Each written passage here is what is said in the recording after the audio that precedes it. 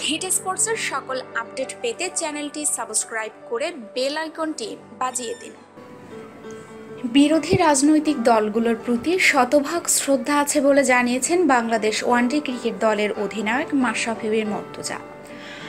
বার্তা সংস্থা এএফপিকে দেওয়া সাক্ষাৎকারে একথা জানিয়েছেন খেলার মাঠ থেকে রাজনীতিতে আসা এই ক্রিকেটার। একাদশ জাতীয় সংসদ নির্বাচন নড়াইল 2 আসনের নৌকা প্রতীকে নির্বাচন করবেন মাশরাফি। তিনি বলেন, রাজনীতিকদের খুব ভালো ও জ্ঞানসম্পন্ন মানুষ হওয়া উচিত।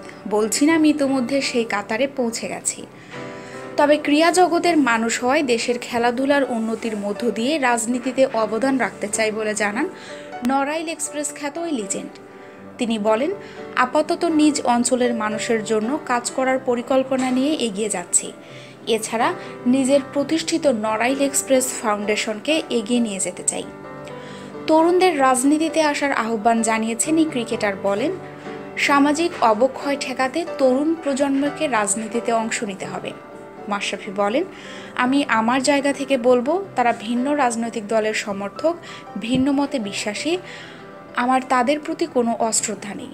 আমি আমার দলকে মন থেকেই সমর্থন করি, কিন্তু যারা অন্য দল করে তাদের প্রতি আমার শতভাগ শ্রদ্ধা আছে এবং থাকবে। আমি প্রতিপক্ষ দলকে হৃদয় থেকেই সম্মান করি। রাজনীতি করে বিশ্বকাপ জয়ী পাকিস্তানের সাবেক অধিনায়ক ইমরান খানের মতো হতে চান কিনা এ প্রসঙ্গে তিনি বলেন, সত্যি বলতে ইমরান খান যেখানে গেছে সবাই সবসময় সেখানে পৌঁছাতে পারে না, চাইলেও পারে না অনেক সময়। আমি যেহেতু একজন ক্রিকেটার, আমার ইচ্ছা ক্রীড়াক্ষেত্রে কিছু করা।